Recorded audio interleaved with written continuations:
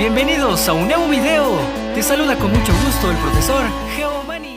Hola alumnos y alumnas, ¿qué tal? Bienvenidos al resumen de hoy. Asignatura Ciencias Naturales, Temperatura y Tiempo en la preparación de los alimentos. Aprendizaje esperado. Identifica que la temperatura y el tiempo influyen en la cocción de los alimentos. En esta sesión analizaremos el uso de la temperatura y el tiempo en la preparación de diversos alimentos. ¿Tienes un plan de alimentación en tu dieta diaria? Por ejemplo, para planear tus comidas puedes llevar a cabo la práctica de las recomendaciones que se han sugerido en clases pasadas. Consumir frutas y verduras, cereales, leguminosas y alimentos de origen animal. Debes de cuidar tus porciones. Entre comidas puedes consumir colaciones como semillas, cacahuates, almendras, nueces. También recuerda que es importante que te hidrates con agua simple. Puedes usar la jarra del buen beber para guiarte. ¿Cómo conservarías la carne y las verduras? Si no cocinas la carne de inmediato, puedes guardarla en el refrigerador o incluso dentro del congelador. Según el tipo de carne con las verduras, después de desinfectarlas puedes colocarlas en un recipiente. Si las cueces, espera a que se enfríen y luego guárdalas en el refrigerador. Los alimentos se guardan en el refrigerador para que estos se conserven durante mucho más tiempo. Si comes alimentos descompuestos te puedes enfermar.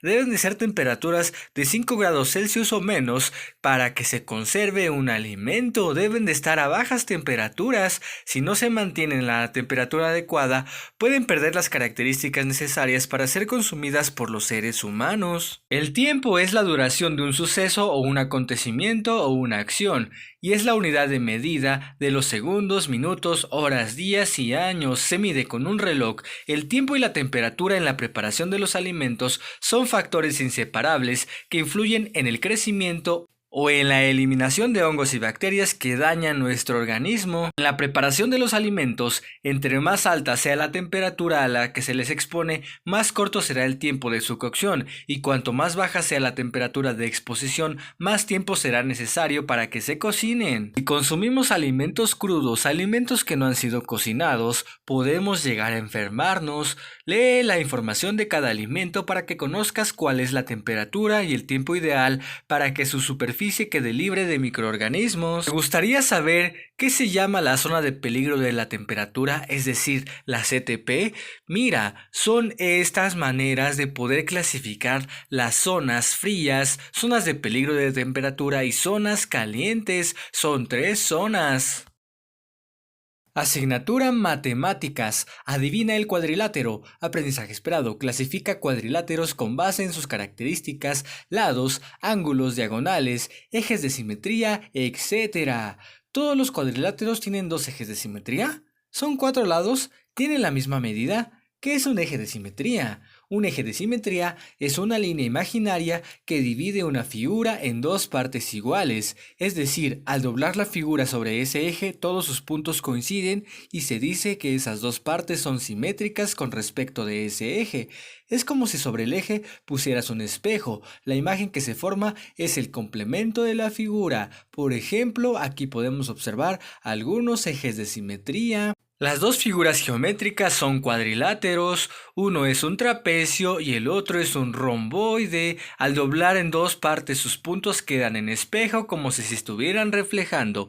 Por eso se dice, es como si se reflejara la imagen. ¿Te diste cuenta de por qué unas figuras tienen ejes de simetría y otras no? Por ejemplo, esta figura no tiene ejes de simetría. Ten a la mano tu libro de desafíos matemáticos en la página 113. Se llama El desafío ¿En qué se parecen? Observa la siguiente imagen que se muestra de los cuadriláteros de la sesión anterior y analiza qué característica en común tienen esos cuadriláteros. Los cuadriláteros 1, 2 y 13 tienen en común que son cuadrados. En los cuadriláteros 1, 2, 4, 5, 12 y 13 hay 2 pares de lados opuestos paralelos. Los cuadriláteros 3, 7 y 8 tienen un solo par de lados paralelos. Adivinemos figuras. Tiene 4 ejes de simetría y 2 pares de lados paralelos y con la misma medida. ¿De qué figura estaremos hablando? Es un cuadrado. Cuenta con un eje de simetría y tiene un par de lados paralelos. En la imagen hay 4 figuras, pero ¿cuál de ellas cumple con la condición de tener un par de lados paralelos? ¿Cuál será la figura correcta? Si tomas en cuenta la segunda característica que te dan de la figura, entonces es un trapecio. ¿Cuál es la figura geométrica con un par de ángulos que miden 90 grados y con un par de lados paralelos? Es un trapecio rectángulo, es la única figura que tiene un par de ángulos de 90 grados. Alumno y alumna, recuerda, los cuadriláteros son figuras geométricas formadas por 4 lados rectos. Sus lados se cortan en puntos llamados vértices y la abertura entre sus lados contiguos se llama ángulo. Algunos cuadriláteros tienen lados paralelos, otros tienen ángulos rectos, otros tienen sus 4 lados diferentes.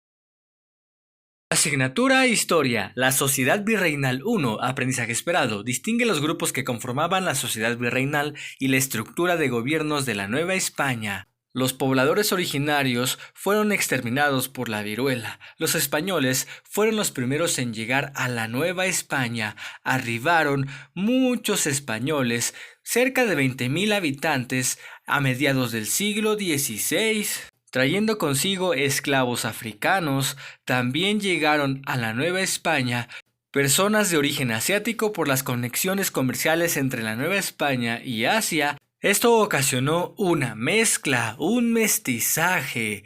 En pantalla estás observando las múltiples castas. Las castas son una representación de la división de la sociedad que se elaboró durante la Nueva España. El mestizaje es una mezcla cultural, fue la mezcla de productos y tradiciones de cada grupo, pero también se relacionaron mujeres con hombres, lo que dio paso al surgimiento de las castas. Esa pintura que estás observando se encuentra en el Museo del Virreinato en Tepotzotlán, Estado de México, y se observa la clasificación que se hizo de los diferentes grupos poblacionales. Si quieres saber más de este tema, te invito a consultar el video que te dejo en la tarjetita.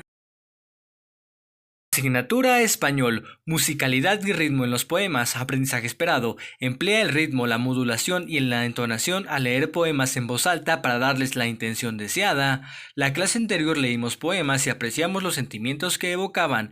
Vimos que los poemas usan recursos literarios como la metáfora, la comparación y la rima. El día de hoy identificaremos la forma en que la rima propicia la musicalidad en los poemas. Reconoceremos cómo los signos de puntuación determinan el ritmo de los poemas. Nana Caliche no puede salir porque su niño no puede dormir. Nana Caliche no limpia la cocina porque su perro tira la tina. ¿Qué identificaste en esta lectura? Es como si estuvieran entonando una melodía, como si tuviera música. ¿Por qué crees que suena de manera armoniosa y con ritmo? ¿Por qué crees que suena con musicalidad? Como puedes observar, los versos de esta canción terminan en rima: salir, dormir, cocina, tina. Hay unos poemas que también tienen su propia musicalidad. No todos los poemas tienen musicalidad, eso hay que saberlo muy bien, pero las que los tienen es por la rima y por la puntuación. Por ejemplo, en este poema, La flecha de oro. Mi padre fue un príncipe. Quiere un día nombrar sucesor, y aquel de 2 hijos prefiere que al blanco tiraré mejor. Las comas son una pausa breve, el punto y coma una pausa un poco más larga, y el punto y aparte una pausa un poquito más larga. No olvides anotar las palabras de las cuales no conozcas su significado. La música tiene un ritmo, y el ritmo en los poemas se lo dan los signos de puntuación, que te indican cuándo debes hacer las pausas en la lectura, así como la duración de la pausa. Espero este video haya sido de tu agrado. Gracias por tu atención. No olvides darle me gusta y dejar tu suscripción. Cuídate mucho, estudia mucho, querido y querida alumna. ¡Hasta la próxima!